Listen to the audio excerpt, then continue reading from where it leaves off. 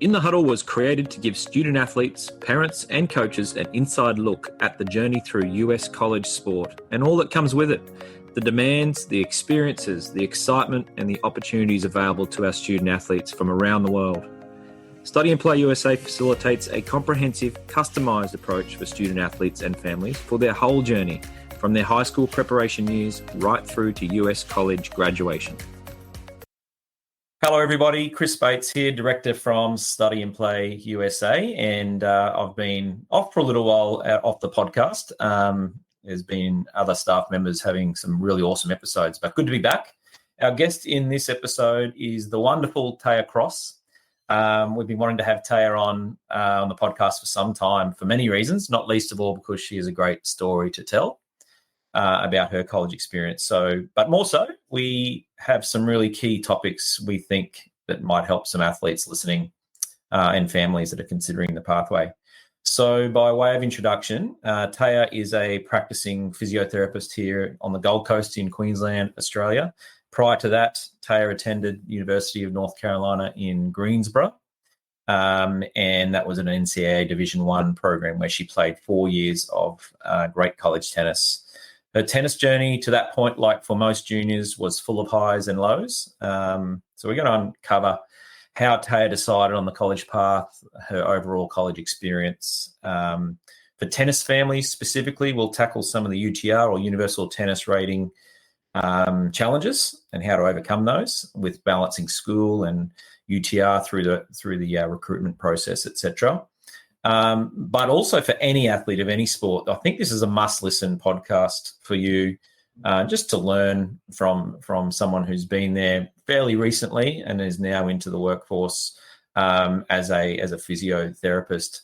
Many of our athletes we talk to are physios, so there's a different way of doing it through the American system, and Tayah will share that with us today. So plenty of important topics we're going to tackle. Without any further ado, Tayah, welcome to In the Huddle. Yes, thank you so much for having me, Chris. Yeah, awesome to see you as always. It's been a little while. What have you been up to? Yes, so I'm practicing on the Gold Coast in a private practice setting in Southport.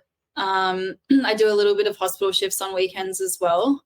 And yeah, just really enjoying work at the moment, and playing a little bit of tennis socially, but obviously not competitively anymore. But yeah. Oh, that's good. Pleased to hear you're still playing some tennis and keeping that up. But yeah, really impressive to hear you're doing so well with your physio as well. Do you prefer, with in the hospital setting, is it rehab for sports injury or just in general rehab? It's more general population.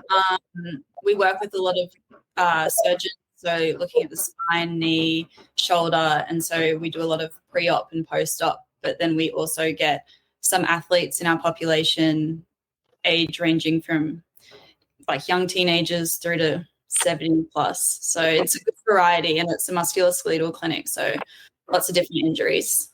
Yeah, oh, good for you that you're you've taken your passion and you're living it right now, which is awesome.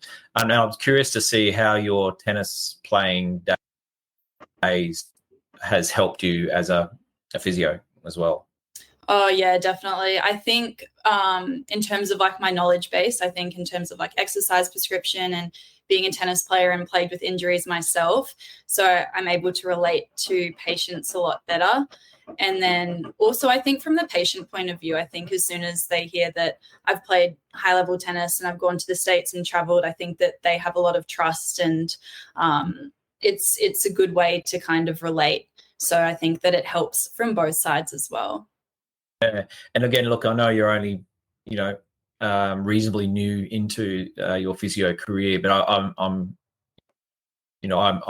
there'd be most when you're dealing with an athlete, a young person, obviously mum and or dad are coming into those appointments as well. And as you know, being a junior tennis player, you could probably resonate with some of the parents from all sports about some of the pressures just in general, right? And part of those obviously is injury and things like that. Yeah, definitely, because I think the injury plays a big role, but it's also the mental side of things and the stress, and then taking into consideration like obviously they want to get back on the court or the field or whatever, and then trying to relay that information as best possible. Yeah, so you're probably partly a physio, partly counsellor, I dare say. Yeah. Well, that's awesome. I think you do really well at it if you were having to deal with those parents. So, just talking on the physio, I think we'll just stay on this topic for a little bit because we get a ton. I'd say almost 1 in 4 of the student athletes we meet with, and they have a bit of an idea of what their interest areas are. They'll say things like exercise science and exercise physiology, maybe want to become a physio one day. And our standard answer is absolutely great. You can go to America and do that, but it's a different way of doing it. Do you want to just give us a little bit of an overview or summary, I suppose, of how you went about doing physio from your undergrad in the US all the way through to now? Yeah, I never thought I'd be a physio, actually. So I might even have a different background to other people. I didn't really know what I wanted to do. And everyone would always ask me, like, what do you want to do? I had literally no clue. And I think that's also the beauty of the American system compared to the Australian system, because I think in Australia, you have to choose your degree and you choose the subjects for that degree. In America, it's different because you go there and then you do the general education subjects. So you have, your maths, your English, you kind of have to do a variety of subjects, which I think is really helpful because then you can try and figure out what you like. So for me, I went over there and I went over starting in business because I had no clue. So I tried business. I tried a few subjects, didn't like it, but it was fine because it didn't hold me back from graduating or didn't slow me down because, you have to do those subjects and they're very supportive with the advice and that kind of thing. Went from business and then I did French for a little bit, tried out French, didn't want to do it. I think I went economics. So I changed my mind quite a lot throughout. And then it wasn't until the end of my second year over there that I did a few like sport and exercise subjects, and I was like, oh, I actually love this. And so I kind of it was a coincidence that I just chose these subjects, really loved it. And in the States, you can choose, it's the end of the second year where you pretty much you can choose your degree. So you have about 2 years of leeway. And then loved it. So I did a degree in, I majored in sport and exercise science or kinesiology, and then I minored in French. And then that's kind of how I then loved injuries, learning about that, looked into pathways of how it would transfer back to Australia. Yeah, that's amazing. I did not know about the French bit. So, maybe one day you'll move to France and be a physio, huh? Maybe, honestly. Oh, that's awesome. That's really, really good. So you really, truly use the US system for what it was designed. Basically, for those listening, it's a 4-year undergraduate bachelor's degree that you're going for. You got 4 years of playing your sport. It's designed for people who aren't quite sure to use up to 2 years like you did, to figure it out and try some things. And then at the end of your 2 years, just as you said, Tayah, you can choose. So it was kinesiology and minoring in French. And then so graduated, finished your tennis. Yeah. Then what? So then I had a degree in kinesiology, and then I thought, well, I'd love to be a physio. So I decided I want to try and become a physio. I didn't really know how to go about that. Then I contacted Australian universities. I came across a couple, so like University of Melbourne, Port Macquarie, University of Sydney, and then Bond University. They were just taking the degree, and then they offered an extended master's or a Doctor of Physiotherapy, and then Bond University offered it for 2 years. So all my undergrad transferred over, and then I did a Doctor of Physiotherapy at Bond. So that was 2 years, and then I became a qualified physiotherapist. You're leaving a really cool part out there, Tayah, because I remember you telling me with 1 year to go, your final placement was approaching to back over to the US to Stanford University. Yeah. How was that?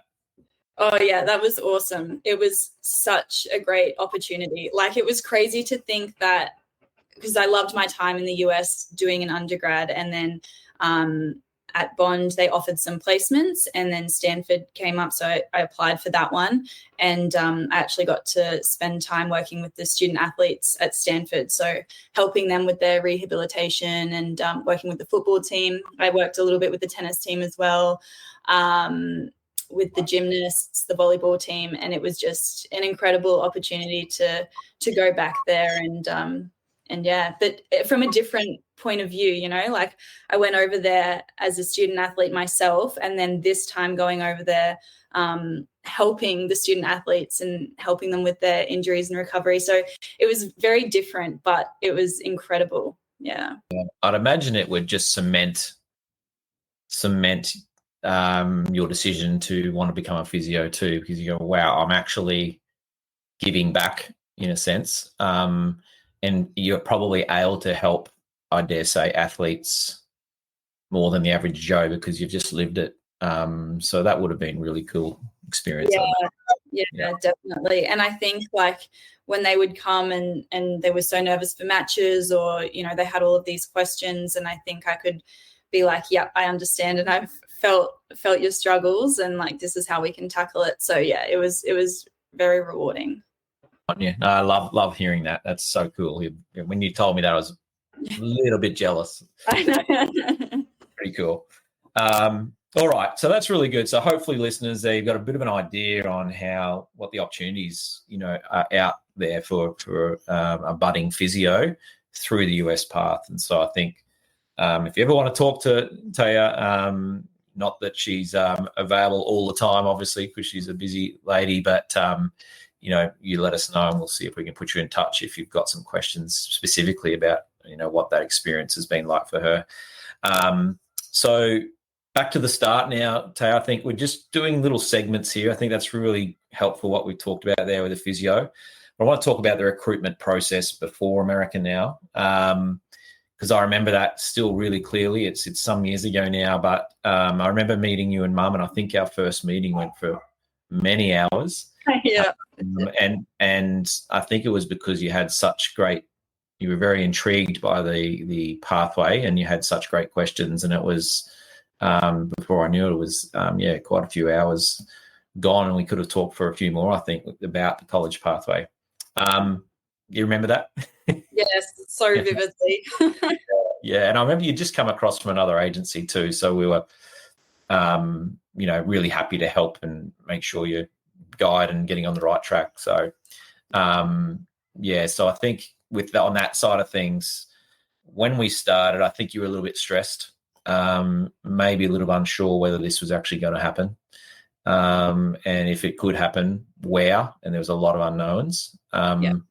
And I think that's really normal. And but yeah, do you want to just shed some light on that if you reflect back to that feeling of the uncertainty and am I good enough and all those types of things?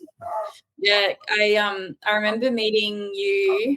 I remember seeing you at the Mooloolaba tennis tournament. So I was playing a tennis tournament, and you were there, and I had already kind of signed with another agency, and I was just at a really low point. Like I was at this tournament really down. I was with Mum, and just with the other agency, they pretty much said to me, like, you probably won't go D1, and you probably won't get a full scholarship D1, and you know, your ranking's not good enough, like UTR. And so obviously with the stress of year 12 and everything, it was just like I was just really upset, and stumbled across you at the Mooloolaba tournament, was just chatting, and kind of relayed how I felt to you, and Mum did as well. And that's kind of how it all started, because I really connected with you, and I felt like you were super genuine, and we were talking, and I think you were a little bit surprised as well,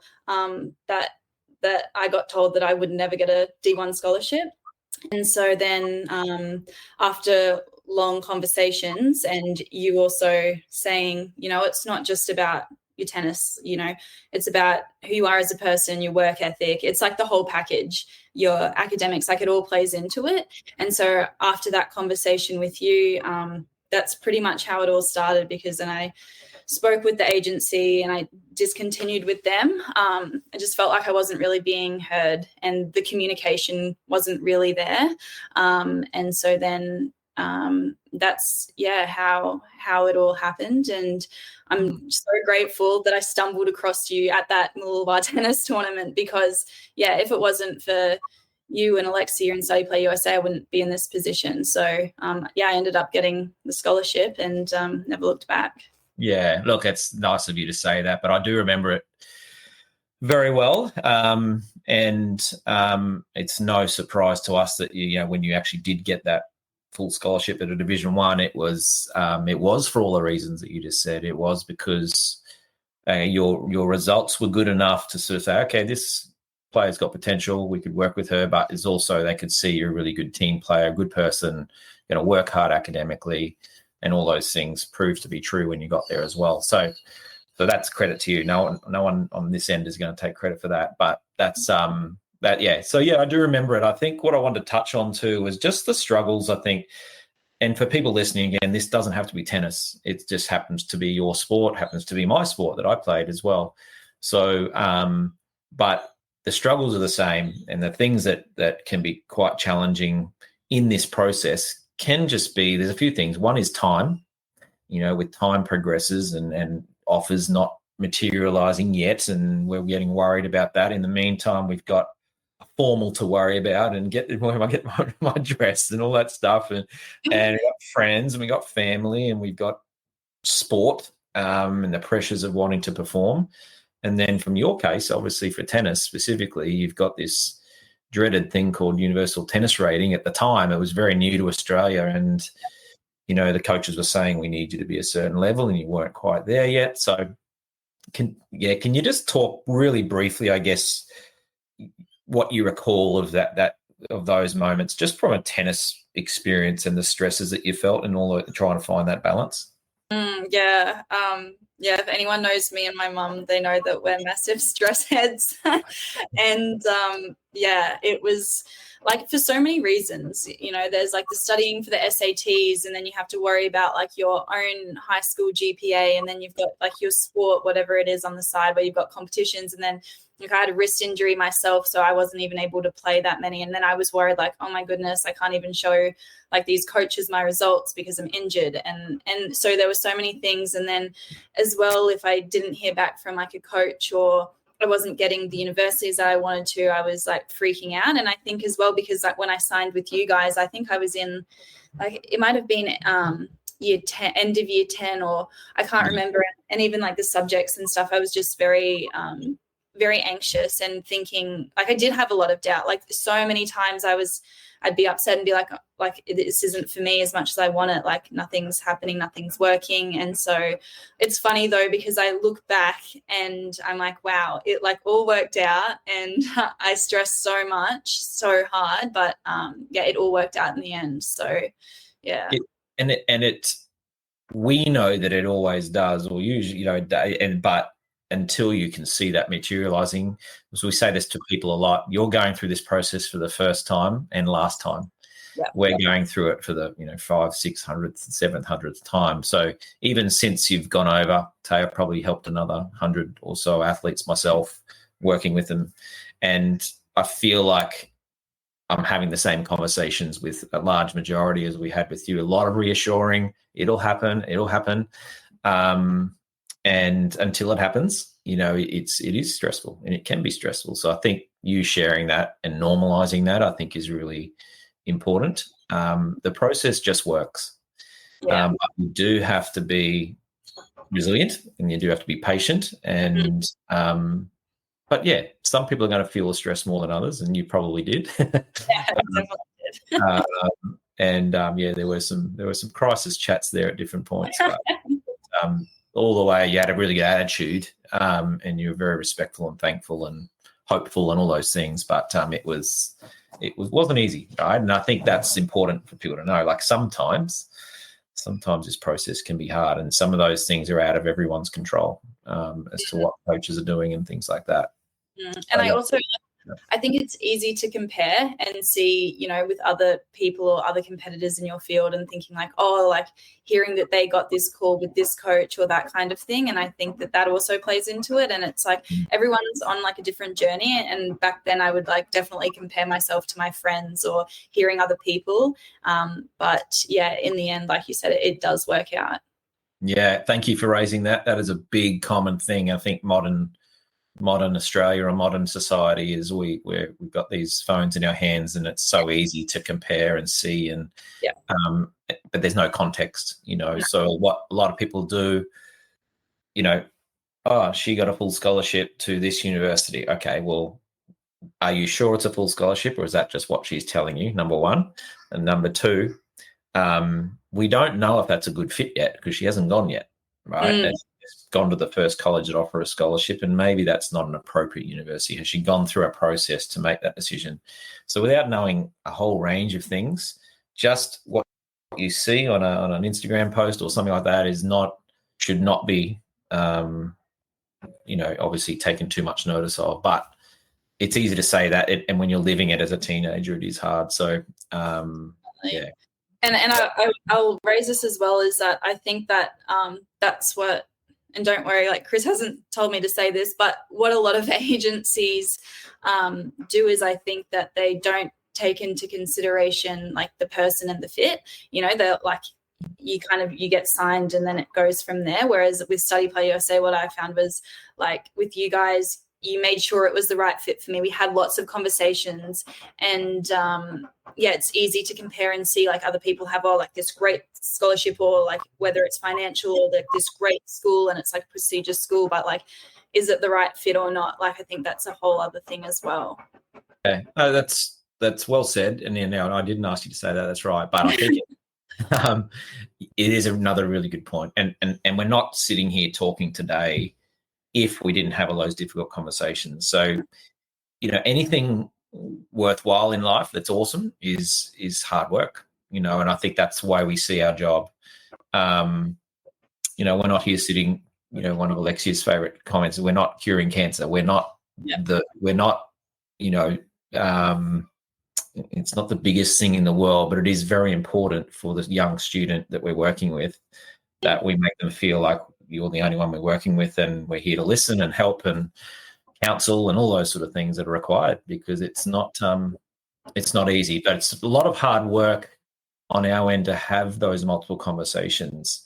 And it probably does bother me that other agencies don't do that. I don't understand that personally, why they don't, because, you know, we're not having this wonderful conversation today if we didn't put in that hard work and talking to you about how successful you've been. That's why we do it, because we want to see you have success. It doesn't guarantee success, but it gives you a good shot to spend that time. Yeah, and also just like the keeping in touch. Like I know that we exchanged emails and phone calls even while I was over there, and I think that helped. Like we would always touch base, and you were always making sure like, is it still a good fit for you? Like, are you still happy there? Because you know, nothing's permanent. Like there's always an option to transfer, but fortunately for me, I really loved it. So, but it was nice to know that you had that support for me and that you were always there. You know, if I had any questions or concerns or wanted to raise things. So I really appreciated like the follow-up that you gave. Yeah, no, that's, again, it's not, that takes a little bit of effort, but it's not something that requires any thought. It's, we got to know you very well and your family over 2-3 years. So for us to sort of say, right, off you go, good luck, and not talk to you again doesn't make any sense to us.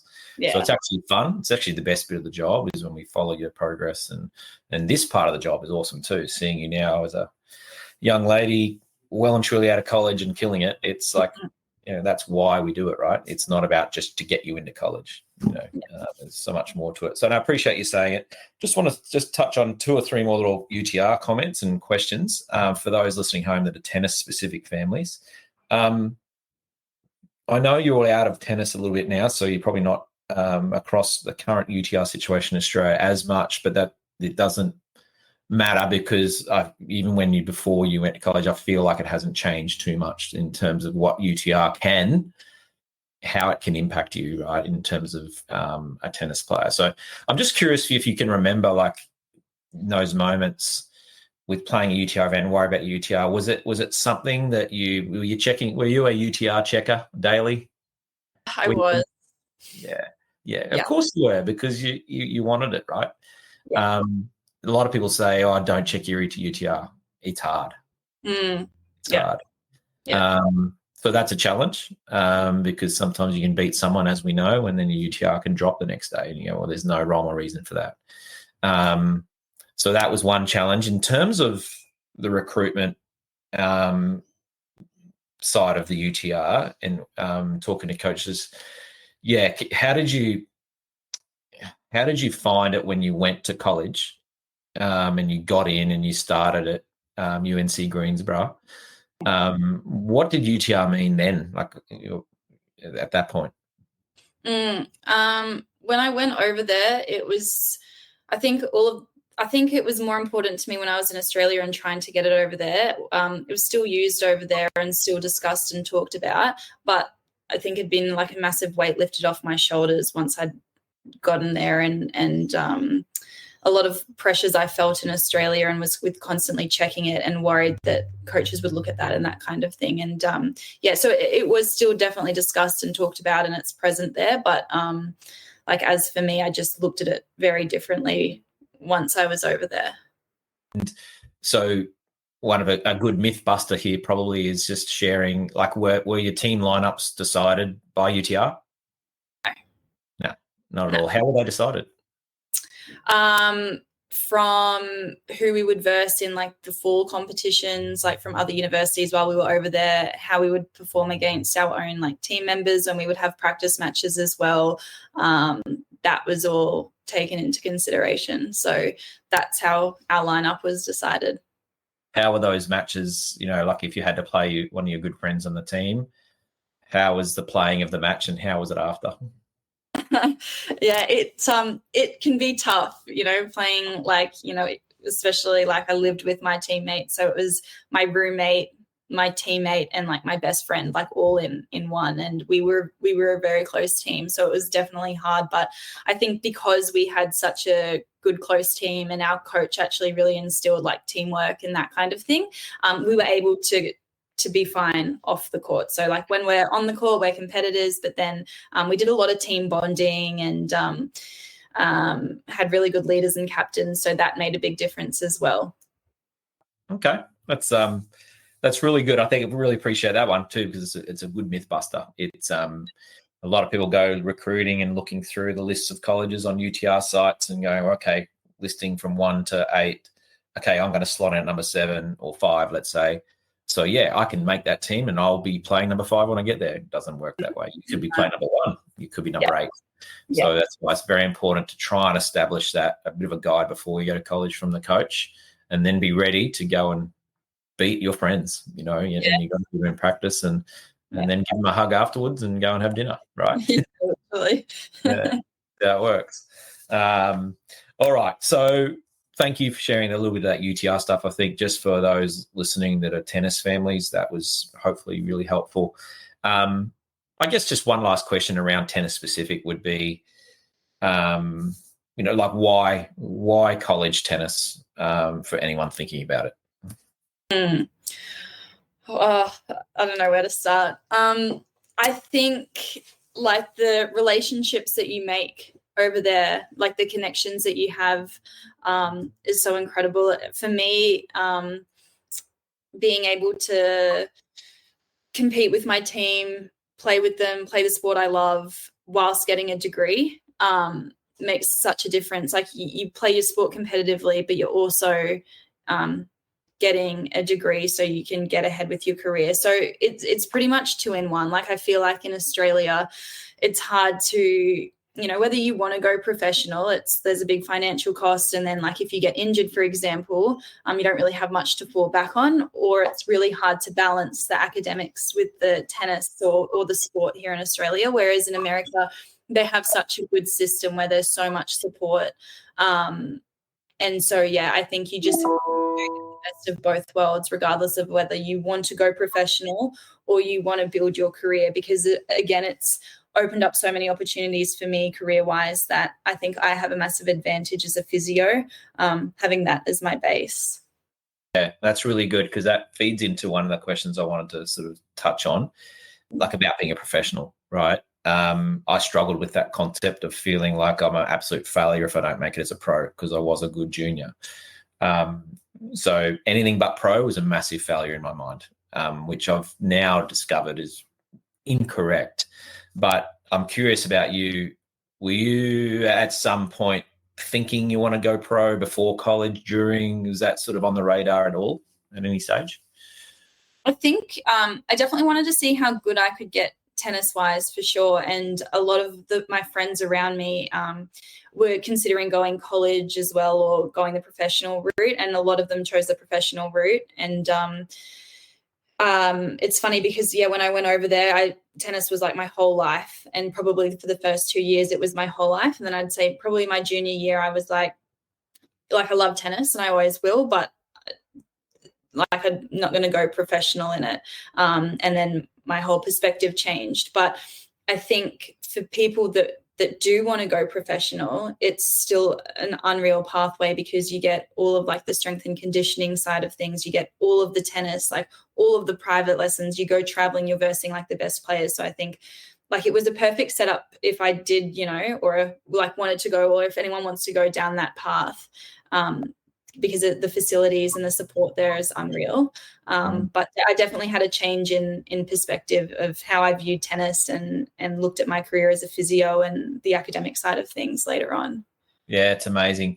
And I think, I could talk about this topic for ages. I'm really passionate about it because it sounds to me very similar to me, but a lot of other athletes we work with and that I know.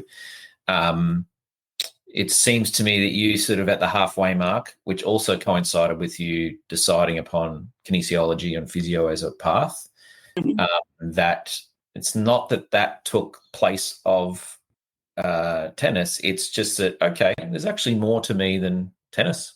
You know what? I've actually got other things that I can offer here. And so it's not that tennis takes a back seat. In fact, I don't know whether this is the same for you, Tayah, but when I decided, okay, I don't want to play professional tennis, which was closer to my last year, my tennis actually went like that, right up. Yeah.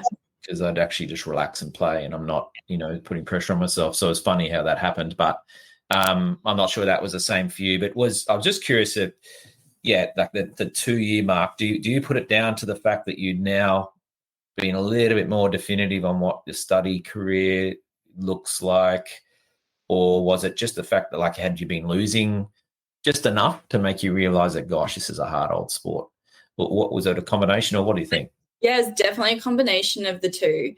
Definitely. Yeah. I think the competition, like you play such high level players, and it's just such a big country you're traveling. So, like the level is so high over there. And then realizing like I'm not good enough to go professionally. But also, like, once I decided on physio, I was super passionate about that, and thinking I can make a great career. There's lots of opportunities both in Australia and America that I can take it, or around the world really, that's been set up. So yeah. That's interesting. I find that stuff really really important to talk about, because things change. Whether you're in America or not, in any given 4 years, you're going to have slightly different views and perspectives across 4 years in any period of your life. But I think it's heightened when you're in America, because you're at home. You've kind of got the freedom to think a little bit. You've got exploring things, and So for anyone who goes to college and they get to the end of the 4 years and they want to go pro, I'll give them a good chance of doing it, because they've obviously been exposed to study. They've probably lost a lot of tennis. They won a lot of tennis. They've got every chance of doing it. If they do pro at the end of college, it's a good test. So if you get through 4 years and want to play pro, I'll kind of back in a player to have a good shot at that.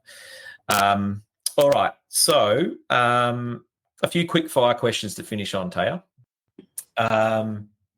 What was the best thing about college? All of the friends I made. Yeah, I've kept in contact with all of them. There's weddings that I'm going to in the next few years. So yeah, lifelong friends. Playing highlights? Any match that sticks out or something like that? Probably when me and my roommate, we played doubles together, we clinched, and I think because she was my roommate, she was my best friend, and then like everyone's on the court like screaming, coming up to you, so happy. So yeah, it was very special. Get stomped or anything like that? Yeah, just jumped on. What about travel highlights? Any particular places that you enjoyed playing at or going to? Yeah, we flew to Colorado, so got to see the snow there, played at different altitudes. Colorado, or probably Florida, and it was over spring break, and we went to Universal. So we got time outside of tennis as well to explore. So yeah, 2 very different states that we flew to. Awesome. Okay. One more question for you. What do you think? How do you think? What was the biggest change in you after your 4 years in college from when you went over? Do you think? I think my independence and maturity. I think I grew a lot as a person. I became like more confident talking to people, asking questions. I was very shy and like nervous, very anxious person before I went over there, and then I think that I really grew in terms of the way I talk to people, communicate, felt more confident, asking for help, getting around, that kind of thing. So, yeah. What do you put it down to, do you think? I think you're in a different country, different culture, you're in a new environment. They love Aussies, so I think that always helps. Everyone's willing to help. You're in a really supportive environment, so I felt very comfortable throughout the whole process, like with the professors in the classroom, teammates, the tennis, like all of that. So it's a really good system, and it sets you up very nicely. Awesome, Tayah. Very well said. And I think a good note to finish on, I reckon. So it's been a pleasure having you on In the Huddle. And I'm hoping that people listening to this are driving along on the way to school maybe and doing lots of nodding and nudging of their sons and daughters. Did you hear that bit? Okay. And so hopefully you've been a real help to some of these families thinking about the pathway, whether they're tennis or other sports. I think it's been a great chat. So probably could have kept going for a little bit longer, actually. You've got a few other things we could talk about, but we might have to do another one sometime. Maybe we can do it from France when you're talking French as a physio over there or something. Yeah, honestly, probably. Or America, who knows? There you go. You might be at an NFL team or something. Is it? Yeah. I wouldn't put it past you, but so anyway, we'll keep in touch with interest anyway, and if we got some new topics to discuss, we can do that maybe another time. But yeah, for today, that was awesome to have you. Awesome. Thank you so much for having me, Chris. Lovely chatting.